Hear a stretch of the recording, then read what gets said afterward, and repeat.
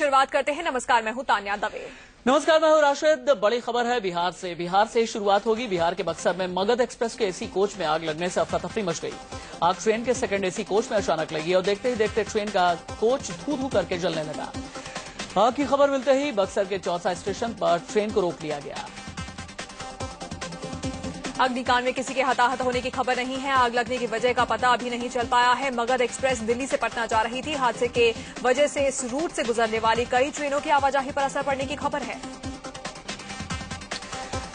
PM ने मुजफ्फरनगर हिंसा पर चिंता जताई है। साथ ही उन्होंने नाम लिए बिना बीजेपी को नसीहत भी दी। उन्होंने कहा कि जो पार्टियां ऐसे मामलों पर राजनीति कर रही हैं वो अपना और देश का नुकसान कर रही हैं। सभी राजनीतिक दलों और मीडिया से आज ये अपील करना चाहूंगा, वो न तो सांप्रदायिक वाकयात को राजनीतिक रंग दे और न ही उनसे राजनीतिक फायदा उठाने की कोशिश करें। पीएम ने सोशल मीडिया के दुरुपयोग पर भी चिंता जाहिर की है। राष्ट्रीय एकता परिषद में उन्होंने कहा कि सोशल मीडिया का इस तरह से इस्तेमाल नहीं होना चाहिए। मैं यहाँ सोशल मीडिया का जिक्र करना चाहूँगा। हाल की सांप्रदायिक हिंसा के कुछ मामलों के पीछे कुछ ऐसे नकली वीडियोस का सर्कुलेशन सामने आया है जिनसे लोगों में दूसरे संप्रदाय के लिए नफरत पैदा हो। पीएम ने देश के अलग अलग हिस्सों में हो रही हिंसा को भी देश के लिए चिंताजनक करार दिया। ये घटनाएं ऐसी सांप्रदायिक नफरत को जाहिर करती हैं जो हमारे देश के कौमी किरदार के खिलाफ है और जिसकी हम सबको गहरी चिंता होनी चाहिए। प्रधानमंत्री ने महिलाओं की सुरक्षा पर जोर दिया। उन्होंने कहा कि ये चिंता का विषय है कि महिलाओं के खिलाफ हिंसा और प्रताड़ना की घटनाएं बढ़ रही हैं। ये शर्म की बात है कि हमारी महिलाओं के साथ बदसलूकी, बलात्कार और अन्य तरह की हिंसा के मामले बढ़ रहे हैं। एनआईसी की बैठक में सांप्रदायिक हिंसा की घटनाओं पर चिंता जताते हुए गृह मंत्री सुशील कुमार शिंदे ने कहा कि बार बार हो रहे दंगे ये दर्शाते हैं कि इसके पीछे सोची समझी साजिश है। इसके जरिए समाज के ध्रुवीकरण का प्रयास हो रहा है।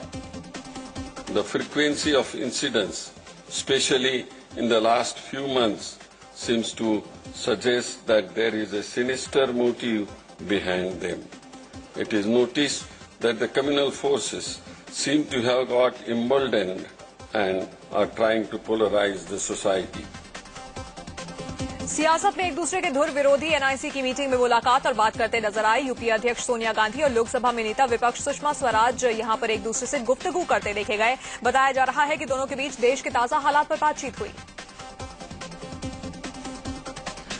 राष्ट्रीय एकता परिषद की मीटिंग में वैसे तो सभी नेता एक दूसरे से मिले, लेकिन सबसे हाई फाई मुलाकात रही आडवाणी और बिहार के मुख्यमंत्री नीतीश कुमार की। दोनों बड़े ही गर्मजोशी से एक दूसरे से मिले, एक दूसरे से हाथ मिलाया। गुजरात के मुख्यमंत्री नरेंद्र मोदी के नाम पर एनडीए से अलग हो चुके जेडीयू के नेता और बिहार के सीएम नीतीश कुमार एनआईसी की बैठक में बीजेपी नेता अरुण जेटली से हाथ मिलाते देखे गए। नीतीश ने हाल ही में एक बार फिर से मोदी पर जमकर हमला भी बोला था। एनआईसी की मीटिंग में एसपी सुप्रीमो मुलायम सिंह यादव और आरजेडी सुप्रीमो लालू यादव भी मिले। दोनों के बीच कुछ देर तक बातचीत हुई।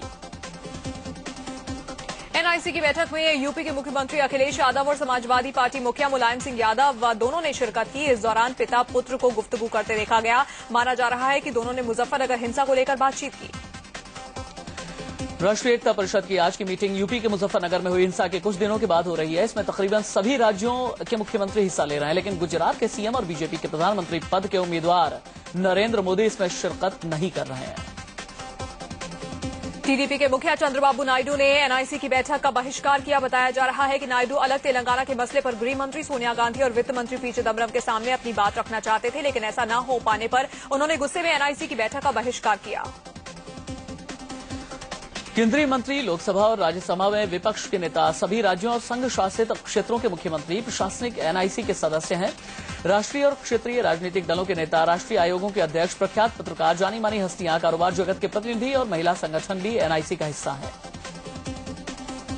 एनआईसी की आज की बैठक करीब 2 साल बाद हो रही है। इससे पहले 10 सितंबर 2011 को एनआईसी की बैठक हुई थी। एनआईसी का गठन 1960 के दशक की शुरुआत में तत्कालीन प्रधानमंत्री जवाहरलाल नेहरू ने किया था और एनआईसी की पहली बैठक 1962 में हुई थी। अपने विधायकों की गिरफ्तारियों को लेकर बीजेपी का आज यूपी के सभी जिला मुख्यालयों में प्रदर्शन है। कल बीजेपी ने पश्चिमी यूपी में बंद रखा था। मुजफ्फरनगर हिंसा के मुद्दे पर बीजेपी के प्रतिनिधिमंडल ने रविवार को राष्ट्रपति प्रणब मुखर्जी से मुलाकात की। बीजेपी अध्यक्ष राजनाथ सिंह की अगुवाई में पहुंचे डेलीगेशन ने यूपी में राष्ट्रपति शासन लगाने की मांग की। उत्तर प्रदेश में इस समय अराजक की स्थिति पैदा हो गई है। उसकी जानकारी हम लोगों ने राष्ट्रपति महोदय को दी है और यह कहा है कि इस समय इमरजेंसी जैसे हालात उत्तर प्रदेश में पैदा हो गए हैं, इसलिए अब उत्तर प्रदेश में राष्ट्रपति शासन लगाया जाना चाहिए। मुजफ्फरनगर हिंसा के आरोपी बीजेपी विधायक संगीत सोम को पुलिस ने मुजफ्फरनगर से जालौन जेल में शिफ्ट कर दिया। उनके साथ बीजेपी विधायक सुरेश राणा भी थे। मुजफ्फरनगर हिंसा के 13 आरोपी अब तक पुलिस की पकड़ से बाहर हैं। अब तक गिरफ्तार विधायकों में बीजेपी के 2 विधायक संगीत सोम और सुरेश राणा हैं, जबकि बीएसपी के 1 विधायक नूर सलीम भी शामिल हैं। मुजफ्फरनगर के हिंसा प्रभावित इलाके में हालात धीरे धीरे सामान्य हो गए हैं। एसएसपी प्रवीण कुमार ने इंडिया न्यूज से कहा कि लोगों को राहत कैंपों से घर वापस भेजा जा रहा है। जो बचे हैं उन्हें जल्द ही घर वापस भेज दिया जाएगा। कांग्रेस अध्यक्ष सोनिया गांधी के नाम से अटॉर्नी जनरल गुलाम वहानवती को फर्जी कॉल करने का मामला सामने आया है। गृह मंत्री सुशील कुमार शिंदे ने सोनिया के नाम से फर्जी कॉल किए जाने की पुष्टि की। दिल्ली पुलिस को इस मामले की जांच सौंप दी गई है। इशरत जहां एनकाउंटर केस में सीबीआई ने गुजरात के कानून मंत्री राज्य मंत्री प्रदीप सिंह जाडेजा से पूछताछ की। सीबीआई ने इशरत केस में मिली ऑडियो रिकॉर्डिंग को लेकर जाडेजा का बयान रिकॉर्ड किया।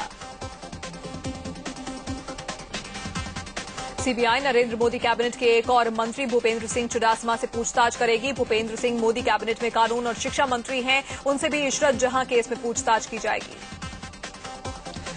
सीबीआई ये पूछताछ इशरत जहां फर्जी मुठभेड़ मामले के आरोपी और निलंबित आईपीएस अधिकारी जीएल सिंघल से हासिल हुई उस ऑडियो पेन ड्राइव के सिलसिले में कर रही है, जिसमें मोदी सरकार के कुछ मंत्रियों और अधिकारियों की बातचीत रिकॉर्ड होने का आरोप है। श्रीनगर में आतंकियों की फायरिंग में एक सीआईएसएफ का जवान शहीद हो गया है, जबकि दूसरे के घायल होने की खबर है। आतंकियों ने जवानों पर फायरिंग की जब ये जवान सर्च ऑपरेशन चला रहे थे। राजस्थान में रेप के आरोपी विधायक उदयलाल आंजाना के खिलाफ सीबीसीआईडी जांच शुरू हो गई है। सीबीसीआईडी की एक टीम नागौर पहुंची। टीम ने पीड़ित का बयान लेने की कोशिश की, लेकिन संपर्क नहीं हो पाया। विधायक पर शादी का झांसा देकर रेप का आरोप है। राजस्थान में रेप के आरोपों में घिरे पूर्व मंत्री बाबूलाल नागर लापता हो गए हैं। उनकी मेडिकल जांच कराने के लिए सीबीसीआईडी की टीम उनके घर पहुंची, लेकिन नागर घर पर नहीं मिले। 10:15 बजे पहुंची टीम घंटे भर बाद बैरंग वापस लौट आए। हालांकि जांच टीम के अधिकारी इस पर कुछ भी बोलने को तैयार नहीं है। सुप्रीम कोर्ट में आज आसाराम के खिलाफ एक पीआईएल पर सुनवाई होगी। इस पीआईएल में मांग की गई है कि आसाराम के खिलाफ जो भी जांच हो रही है कोर्ट उनकी निगरानी करे। आसाराम की एक बड़ी साजिश का पर्दाफाश हुआ है। यूपी के शाहजहांपुर में आसाराम के समर्थक पीड़ित लड़की का फर्जी सर्टिफिकेट बनाने के लिए प्रिंसिपल को धमकी दे रहे थे। पुलिस ने 4 समर्थकों के खिलाफ मामला दर्ज कर लिया है। प्रिंसिपल को जान से मारने की धमकी दी गई। आसाराम के 4 समर्थकों के खिलाफ चौक कोतवाली में मामला दर्ज किया गया।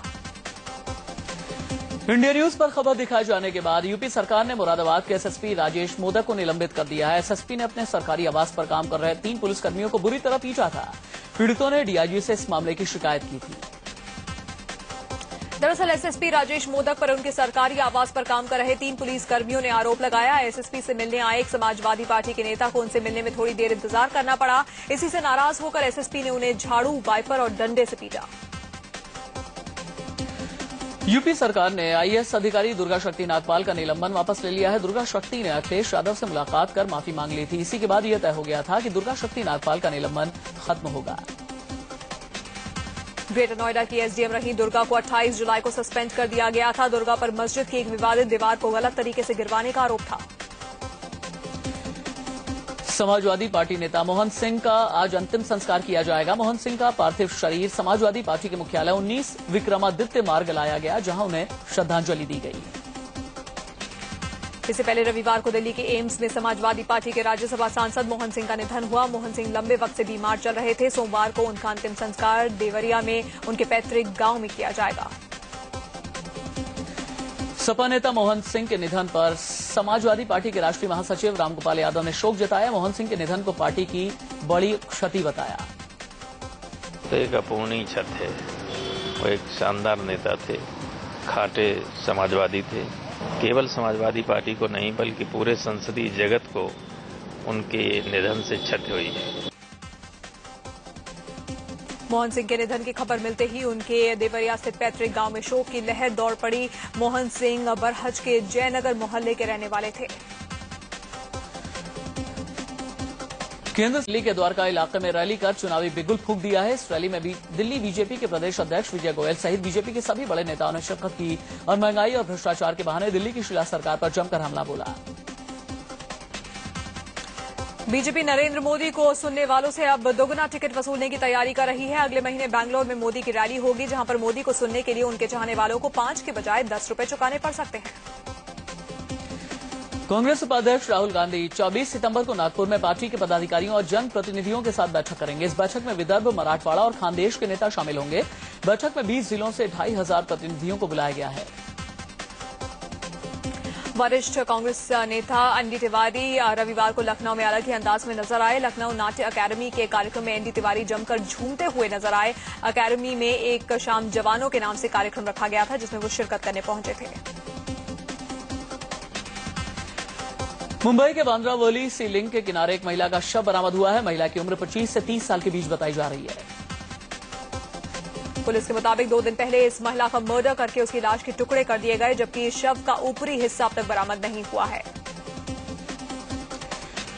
गुड़गांव में 23 साल की लड़की के साथ रेप का मामला सामने आया है। बलात्कार का आरोप जिस युवक पर है वो लड़की के साथ उसी की कंपनी में काम करता है। आरोपी युवक को गिरफ्तार कर लिया गया।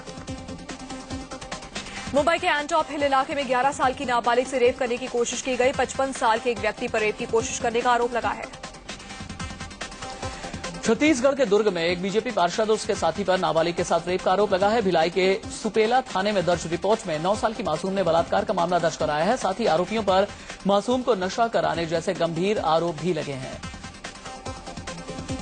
यूपी के बस्ती में सिंचाई विभाग के इंजीनियर पर एक महिला ने छेड़खानी और रेप की कोशिश का आरोप लगाया है। महिला ने बताया कि इंजीनियर ने उसकी मजबूरी का फायदा उठाते हुए उसके साथ ये हरकत की। यमुनानगर में तेज रफ्तार कार हथिनीकुंड बैराज में जा गिरी। बताया जा रहा है कि कार सवार यूपी के रहने वाले थे और चंडीगढ़ जा रहे थे। कार में सवार 3 लोगों के शव बरामद किए गए हैं। हथिनीकुंड बैराज से कार निकालने के लिए जिला प्रशासन को कड़ी मशक्कत करनी पड़ी। पुलिस ने क्रेन की मदद से कार को करीब 158 फीट गहरी जगह से बाहर निकाला। मुंबई के सांता क्रूज वाकोला इलाके में चलती कार में अचानक आग लग गई। देखते ही देखते कार धू धू करके जलने लगी। गनीमत रही कि कार में बचे लोग वक्त रहते बाहर निकल आए। यमुना एक्सप्रेसवे पर तेज रफ्तार होंडा इमेज डिवाइडर से जाकर टकराई और पलट गई। हादसे में 3 लोगों की मौत हो गई और 3 लोग गंभीर रूप से घायल हो गए। पंजाब के पटियाला में एक निजी स्कूल में बस तेज रफ्तार इनोवा कार से टकरा गई। हादसे में 12 स्कूली बच्चों को गंभीर चोट आई है। बच्चों के घरवालों का आरोप है कि हादसा बस ड्राइवर की लापरवाही से हुआ। दिल्ली के द्वारका सेक्टर 21 में बदमाशों ने बंदूक की नोट पर लूटपाट को अंजाम दिया। वारदात रविवार की रात 11 बजे की है, जब रविंदर नाम के शख्स के साथ ये घटना हुई और जो जॉब के बाद अपनी कार से घर लौट रहा था। गाजियाबाद के मुरादनगर इलाके में दिन दहाड़े एक महिला की गोली मारकर हत्या कर दी गई। महिला पर बाइक सवार बदमाशों ने गोली चलाई। पुलिस ने एक आरोपी को गिरफ्तार कर लिया है। हत्या की वजह प्रेम प्रसंग का मामला बताया जा रहा है। नोएडा के छजारसी इलाके में बिजली के तार को लेकर कुछ लोगों ने एक शख्स को चाकू मार दिया। वारदात के बाद आरोपी हवा में फायरिंग करते हुए फरार हो गए। बुलंदशहर में एक भाई ने अपने छोटे भाई पर ताबड़तोड़ गोलियां चलाकर उससे मौत के घाट उतार दिया। दोनों के बीच 1 बीघा जमीन को लेकर विवाद चल रहा था। पुलिस ने मामला दर्ज कर लिया है। मर्चेंट नेवी में काम करने वाले युवक की हत्या के 24 घंटे के भीतर कानपुर पुलिस ने इस मर्डर मिस्ट्री का पर्दाफाश कर दिया है। युवक की हत्या में उसके छोटे भाई, पिता और पत्नी को शामिल बताया जा रहा है। पंजाब के तरन तारण में एक्साइज विभाग की टीम ने एक गांव में छापा मारा। यहां कई घरों में अवैध तरीके से शराब बनाई जा रही थी। अधिकारियों को जहां भी शराब मिली उसे जमीन पर बहा दिया। कई लोगों के खिलाफ मामला दर्ज किया गया है। गोरखपुर का राजघाट पुल सुसाइड पॉइंट बनता जा रहा है। इस पुल से फिर से एक युवक ने नदी में छलांग लगा दी। मध्यप्रदेश के शिवपुरी जिले में पैसे के लिए एक आदिवासी महिला को 3 बार बेचने का मामला सामने आया। पहली बार महिला की बोली 40,000 रुपए में लगी, दूसरी बार 70,000 और तीसरी बार 10,000 रुपए में बेचा गया। मध्यप्रदेश के शिवपुरी जिले में पैसे के लिए एक आदिवासी महिला को 3 बार बेचने का मामला सामने आया। पहली बार महिला की बोली 40,000 रुपए में लगी, दूसरी बार 70,000 और तीसरी बार 10,000 रुपए में बेचा गया। पुलिस ने 7 लोगों के खिलाफ मामला दर्ज कर लिया है। देहरादून में BMS की परीक्षा देते हुए 16 मुन्ना भाइयों को पकड़ा गया है। पकड़े गए लोगों में एक छात्रा भी है। पुलिस के मुताबिक सभी बिहार और यूपी के रहने वाले हैं। दिल्ली में डेंगू के विषैले डंक से अस्पतालों में मरीजों की संख्या बढ़ती जा रही है। आधिकारिक तौर पर देश की राजधानी में अब तक डेंगू के 882 मामले सामने आ चुके हैं, जिसे लेकर प्रशासन सख्ते में है। मध्य प्रदेश के सतना में 2 बच्चों की मौत पर लोगों का गुस्सा फूट पड़ा। गुस्साए लोगों ने सड़क जाम कर दी। पुलिस के काफी समझाने बुझाने के बाद जाम खोला जा सका। महाराष्ट्र के ठाणे जिले के कल्याण नगर निगम की बैठक में पार्षद आपस में भिड़ गए। आप तस्वीरों में देख सकते हैं कि कैसे पार्षदों के बीच पहले तू मैं हुई और फिर बाद धक्का मुक्की तक पहुंच गई। यूपी के बुलंदशहर में जमीन विवाद को लेकर एक शख्स की उसके भाई भतीजों ने गोली मारकर हत्या कर दी।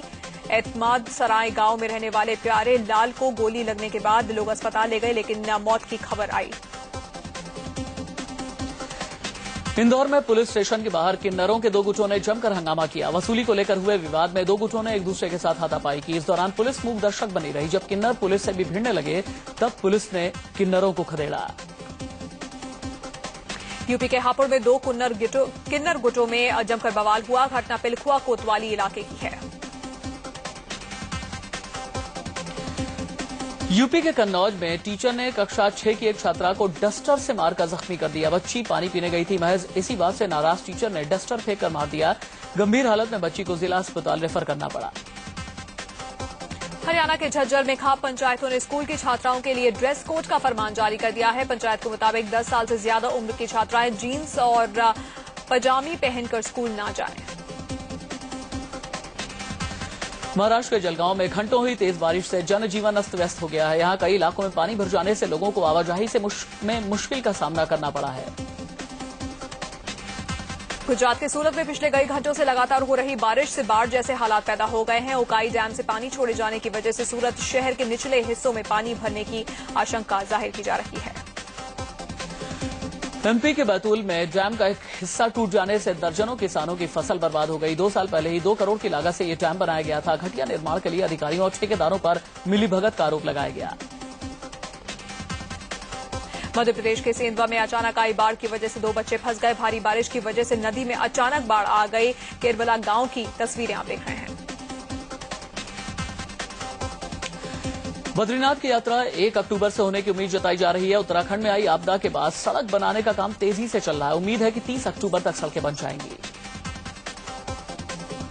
रांची में विज्ञापन के बोझ से पर्यावरण को संवारने वाले पेड़ करा रहे हैं। नियमों को ताक पर रखकर सड़क किनारे खड़े पेड़ों को बड़े बड़े होर्डिंग्स और बैनर्स वहां पर लगाए गए हैं। दिल्ली के श्री साई इंटरनेशनल ऑडिटोरियम में अली जैदी और artistinIndia.com ने सुरों की महफिल का आयोजन किया, जिसमें देश के मशहूर सूफी गायक निजाम बंधुओं ने कव्वाली पेश की।